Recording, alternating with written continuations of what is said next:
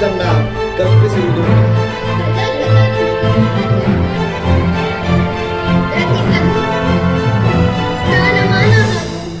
ಬೇಕಾದಷ್ಟು ಸಾಧನೆಯನ್ನ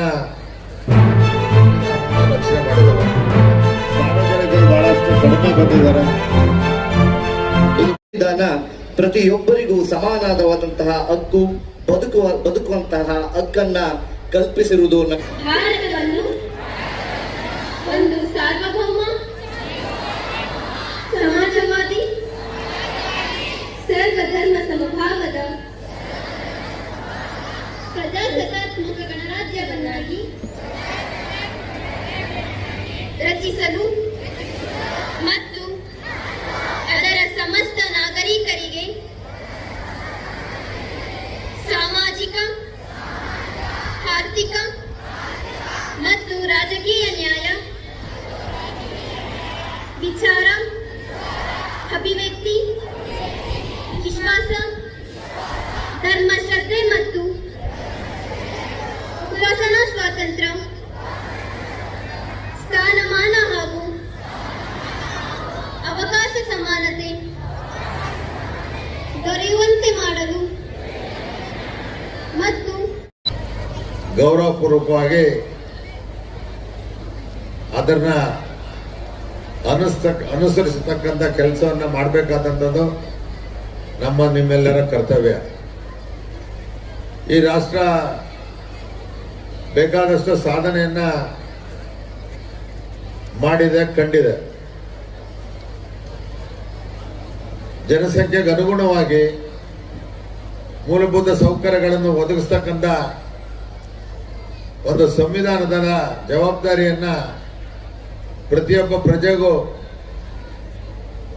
ಅನುಸರಿಸಬೇಕಾದಂತ ವ್ಯವಸ್ಥೆ ಇದೆ.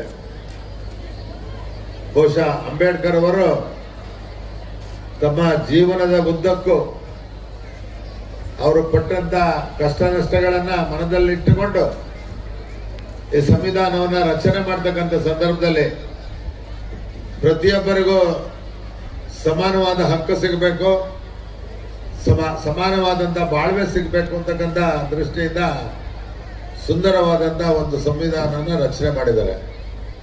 ಆ ಸಂವಿಧಾನದ ಅಡಿಯಲ್ಲಿ ಕೆಲಸ ಮಾಡ್ತಕ್ಕಂಥ ನಾವು ನೀವೆಲ್ಲರೂ, ಕಾರ್ಮಿಕರಿರ್ಬೋದು, ಅಧಿಕಾರಿಗಳಿರ್ಬೋದು, ವಿದ್ಯಾರ್ಥಿಗಳಿರ್ಬೋದು, ಎಲ್ಲರೂ ಒಡಗೂಡಿ ಸಂವಿಧಾನದ ಎಲ್ಲ ಅರಿವನ್ನ ಮೂಡಿಸ್ಕೊಂತಕ್ಕಂಥ ಕೆಲಸವನ್ನ ಮಾಡಬೇಕಾಗಿದೆ. ಇವತ್ತು ಇಡೀ ರಾಷ್ಟ್ರ ಸಂತೋಷದಿಂದ ಈ ಹಬ್ಬವನ್ನ ಆಚರಣೆ ಮಾಡ್ತಾ ಇದ್ದೇವೆ. ಬಹುಶಃ ಯಾವುದೇ ರಾಷ್ಟ್ರ ಅಭಿವೃದ್ಧಿ ಹೊಂದಬೇಕಾದ್ರೆ ಸಂವಿಧಾನ ಅಡಿಯಲ್ಲಿ ನಾವೆಲ್ಲ ಕೆಲಸ ಮಾಡ್ತೇವೆ.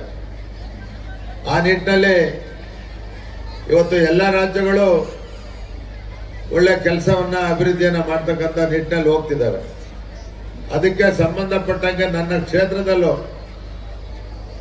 ಬಹಳಷ್ಟು ಚುನಾಯಿತ ಹಿರಿಯರು ಅಭಿವೃದ್ಧಿ ಕೆಲಸಗಳನ್ನ ಮಾಡಿದ್ದಾರೆ. ಇನ್ನು ಬಹಳಷ್ಟು ಕೆಲಸ ಮಾಡ್ತಕ್ಕಂಥ ಅವಕಾಶ ನನಗೆ ದೊರಕಿದೆ. ಈಗಾಗಲೇ ಬಹಳಷ್ಟು ಅಭಿವೃದ್ಧಿ ಕೆಲಸಗಳನ್ನ ನೀವೆಲ್ಲ ಮನಗಾಣಬಹುದು.